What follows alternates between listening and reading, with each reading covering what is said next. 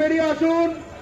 নিজের ভিটে মাটি, গোলার ধান, পুকুরের মাছ, আদরের কন্যা সন্তানটিকে রক্ষার স্বার্থে বেরিয়ে আসুন। ওপর বাংলাতে আপনারা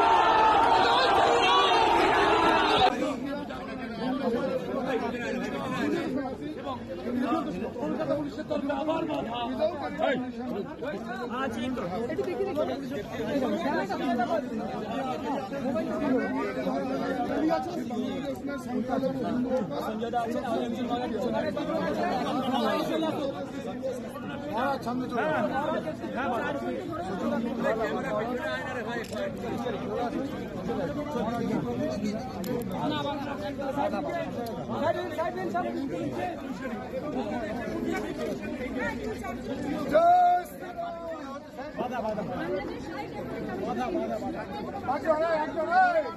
বাংলাদেশ সরকারের কাছে, তার পাশাপাশি ভারত সরকারের কাছে এটাই আমরা আশা করছি যে তারা আরো সুদৃঢ় পদক্ষেপ নেবে।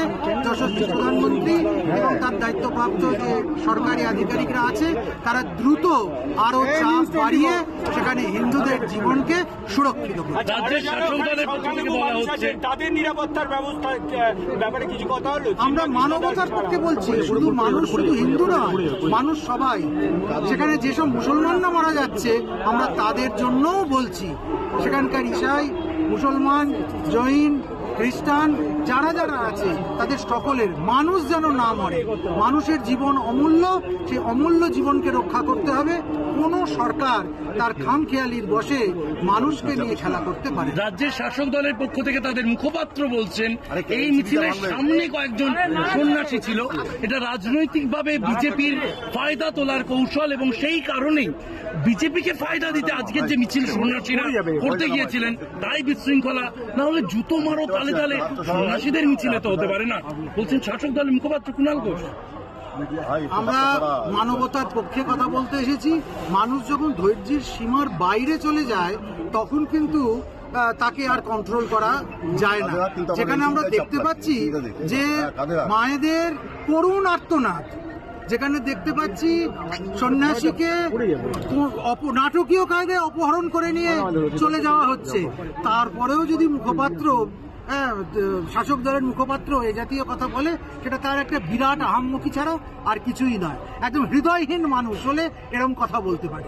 হাই কমিশনার, যার সাথে আপনার কথা হলো, ডেপুটি হাই কমিশনার, তারা বাংলাদেশ সরকারের কাছে কি বার্তা পৌঁছে দেবেন, এরকম কোনো অ্যাসিওরেন্স বা কোনো আশ্বাস দিয়েছেন? আমরা যে দাবিপত্র দিয়েছি, আমরা যে আবেদন করেছি, সেটা তারা নিশ্চিতভাবে ঊর্ধ্বতন কর্তৃপক্ষের কাছে পৌঁছবে এবং যিনি সরকারের পক্ষ থেকে, বাংলাদেশ সরকারের পক্ষ থেকে এই দাবিপত্র নিয়েছেন, ডেপুটেশন নিয়েছেন, তিনি অত্যন্ত সহৃদয়তার সঙ্গে শুনেছেন, স্বীকার করেছেন এবং এটা মেনে নিয়েছেন যে মানুষের জীবন নিয়ে এই খেলা, হিন্দুর জীবন নিয়ে এই খেলা, এটা চলতে দেওয়া যায় না। রাজ্যের বিরোধী দলনেতা গতকালকে তার সঙ্গে 7 বিধায়ক অর্থাৎ মোট 8 বিধায়ক নিয়ে তারা এসেছিলেন এবং এখানে তারা তাদের দাবিপত্র দিয়েছেন। তিনি বলেছেন এভাবে চলতে থাকলে যদি সাড়া না পাই, এখন পণ্যবাহী ট্রাক আটকাবো সোমবার, প্রয়োজনে কেন্দ্রের কাছে আবেদন করব ভিসা বন্ধ করুন এবং এক্সপোর্ট ইম্পোর্ট পারমিট বন্ধ করুন। আপনারা এরকম কোন আর্জি আপনারা ভাবছেন যেখানে বাংলাদেশ সরকারকে সংখ্যালঘুদের নিরাপত্তা দিতে বাধ্য করা যেতে পারে? সংখ্যালঘুদের নিরাপত্তা দিতেই হবে, হিন্দুকে নিরাপদ করতেই হবে। কেননা বাংলাদেশ শুধু মুসলমানের নয়, বাংলাদেশ হিন্দুর, বাংলাদেশ সেখানকার থাকা সংখ্যালঘু খ্রিস্টানের, সংখ্যালঘু বৌদ্ধের, সংখ্যালঘু জৈনের। অর্থাৎ মানুষের বিরুদ্ধে যারা কথা বলছে, মানুষকে যারা হেনস্থা করছে, আমরা তাদের বিরুদ্ধে দাঁড়াবো। আপনাদের কোন সদস্য আজকে আহত বা গ্রেফতার? একটা নির্মম হাস্যকর একটা ব্যাপার যে ইসকন সারা পৃথিবী জুড়ে আন্তর্জাতিক স্তরে মানবতার পক্ষে কথা বলে, ধর্ম প্রচার করে, অহিংস কথা বলে, তারা নিরামিষ ভক্ষণ করে, তাদের বিরুদ্ধে এ জাতীয় কথা, এটা মেনে নেওয়া যায় না। এবং আমরা নিশ্চিত যে সারা পৃথিবীর মানুষ আমাদের পক্ষেই কিন্তু কথা বলবে। ইসকন কোনো জঙ্গি সংগঠন নয় যে ইসকনকে সেখানে ব্যান্ড করে দেওয়া এত সহজ। আপনাদের কোন সদস্য বা এই জন্যই আমরা আতঙ্কিত হচ্ছি যে চিন্ময় কৃষ্ণ দাসের ওষুধ ঠিক মতো পৌঁছচ্ছে কিনা, তিনি প্রসাদ ঠিক মতো পাচ্ছেন কিনা। আমাদের কাছে শেষ খবর আছে কালকে দুপুরবেলা একবার প্রসাদ গেছিল, তারপর তার খাওয়া পর্যন্ত বন্ধ হয়ে গেছে। জল পাচ্ছেন কিনা, তার শরীর কেমন আছে, তিনি কেমন আছে, কিছুই জানতে পারা যাচ্ছে না। একজনকে বন্দি করবার পর এইভাবে গুম করে দেবার প্ল্যান, এটা কিন্তু কখনোই সহ্য করা যায় না। বাংলাদেশকে তারা অশান্ত করতে চাইছে। ভারতের মতো এই উপমহাদেশের সবচেয়ে বৃহত্তর যে শক্তি, তাকে ধ্বস্ত করে দিতে চাইছে এবং এই দিকটাতে সম্পূর্ণরূপে একটা রক্তক্ষয়ী ব্যাপার করে ইসলামিক স্টেট করে দেবার চেষ্টা করছে। রেকর্ডের জন্য আপনার নাম এবং ডেজিগনেশন। পরবর্তীকালে আমরা আরো বৃহত্তর আন্দোলনের পথে যাব, যেখানে সাধুরা এইভাবে অত্যাচারিত হচ্ছে, যেখানে সাধারণ মানুষ অত্যাচারিত হচ্ছে, আমার মা বোনেরা রক্তাক্ত হচ্ছে, তাদের ইজ্জত নিয়ে নিচ্ছে, সেখানে আমরা সাধু বলে চুরি পরে বসে থাকবো না। বঙ্গীয় হিন্দু জাগরণের আজকের যে আন্দোলন, আগামীতে আপনাদের যারা আরো অন্যান্য যে সংগঠন রয়েছে হিন্দুত্ববাদী সংগঠন, তাদের একত্রিত করে কোনো আন্দোলনের দিকে আপনারা যেতে চাইছেন? যদি আজকের এই আন্দোলনে কোনো ফল না হয়, যদি তারা সজাগ না হয়, তাহলে এর থেকেও আরো তীব্রতর আন্দোলন কলকাতা দেখবে। শুধু কলকাতা নয়, ভারতবর্ষের দিকে দিকে হবে। রাষ্ট্রপতির কাছে কোনো ডেলিগেশন যাচ্ছে আপনাদের? যাবে।